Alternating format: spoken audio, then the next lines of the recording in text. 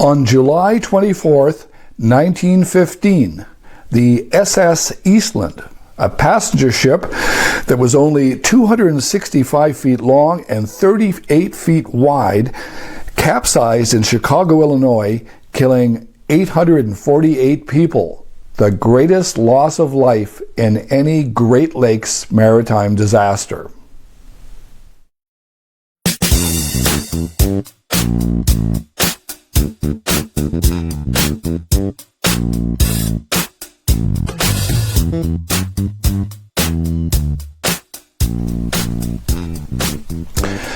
Perhaps the strangest part of this disaster is that the boat was tied up to a dock at the time.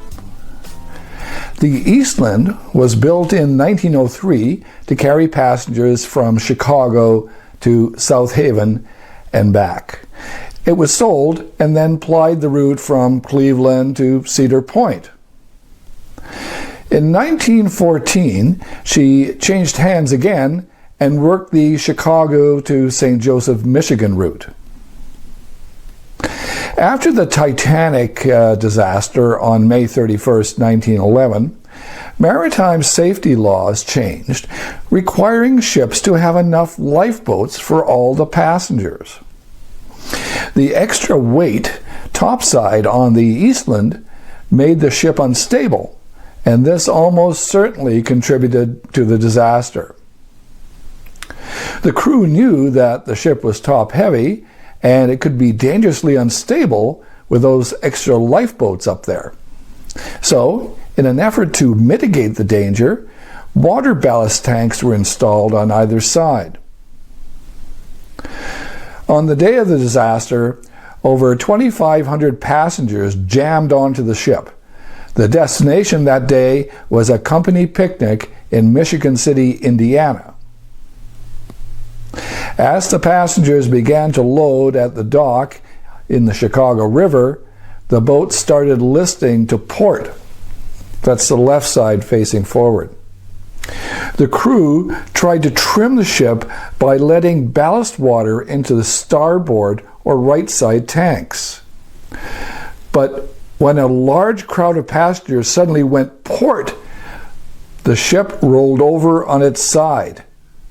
It was stopped from going completely upside down by the fact that the Chicago River was only just a bit over 20 feet deep at that point, and the ship drew 19 feet 6 inches when fully loaded. The death toll was so high because many of the passengers had moved below decks for the trip and were trapped underwater and drowned. Yet others were crushed by the weight of people and equipment that fell over on them when the boat capsized. Some people were crushed by pianos and other heavy furniture that was not fastened down. Even though the ship was tied to the dock, 844 passengers and 4 crew members died that day. An investigation found the designer of the ship, the owners, the captain, and the ship's engineer were all responsible, but no criminal charges were ever laid. Now, here's a strange story.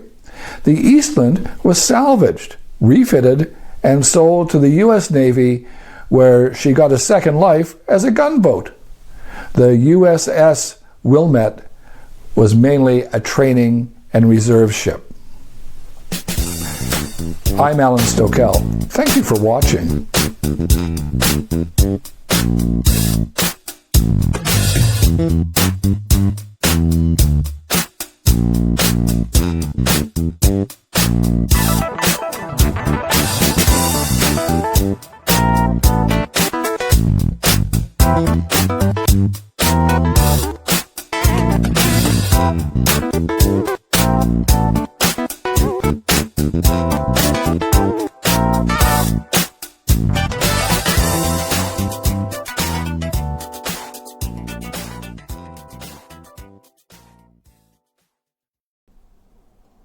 Okay, here's my third test of this BOYA Lavalier mic.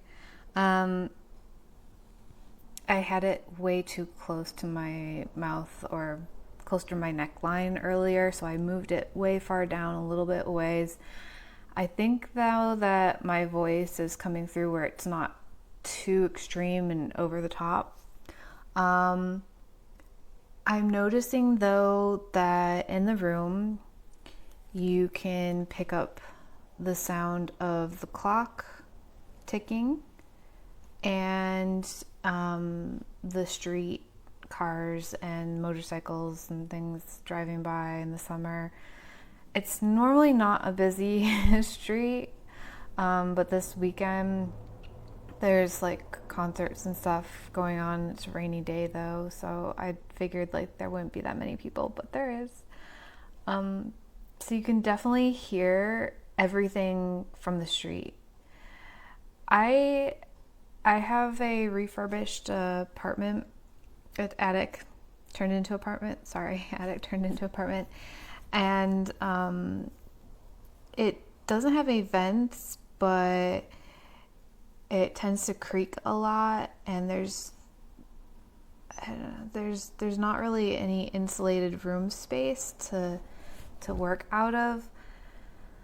I was really hoping to do this at my desk station here, so honestly, I might have to do a lot of my voice recordings at night when there's not a lot of traffic and noise going on. And luckily, the business downstairs isn't very noisy and they leave at 5 p.m., so I wouldn't have to really worry about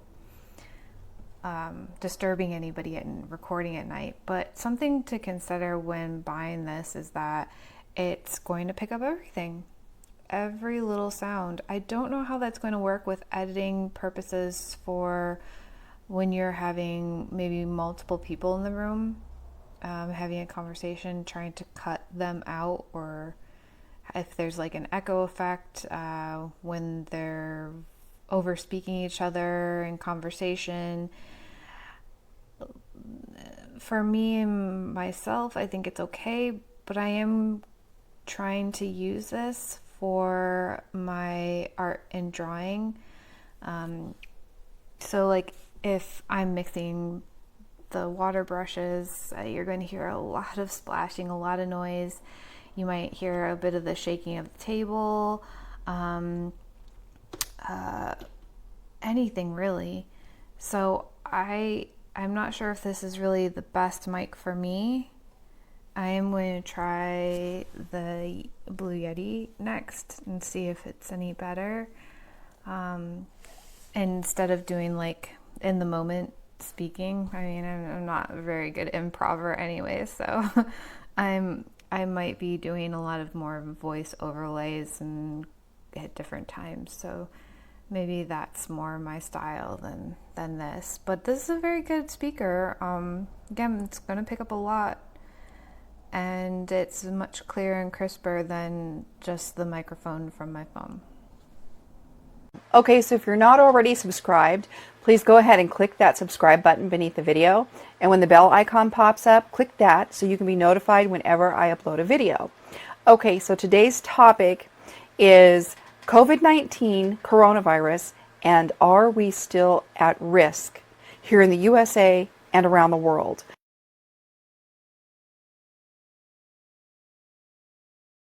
Okay, so today we're going to be talking about proxy magic. P-R-O-X-Y, proxy magic. Okay, so before we begin, take a second to go ahead and subscribe if you're not already a member. Click that button down below. And also give this a like and share it on social media. So now that we've done all that, let's get into it.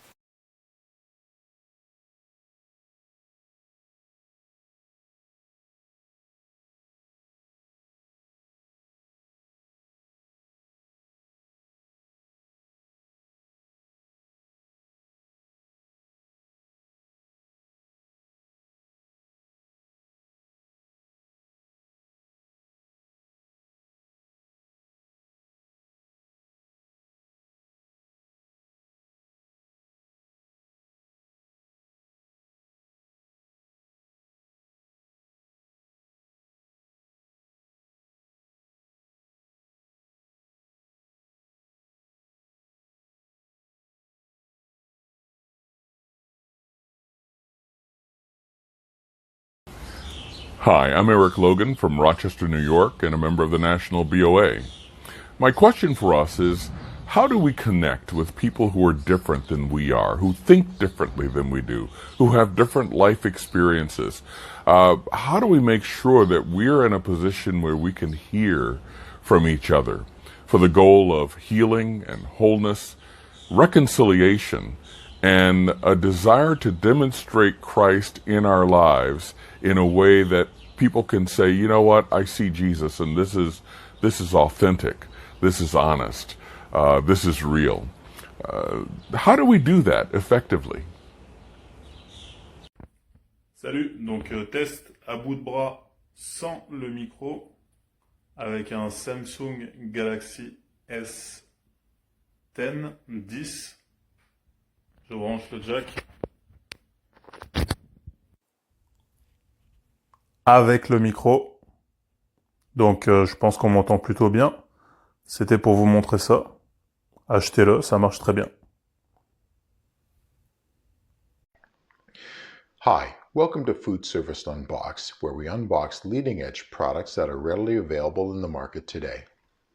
Today we're going to do a quick unboxing of this Butcher's Block Reserve Angus beef.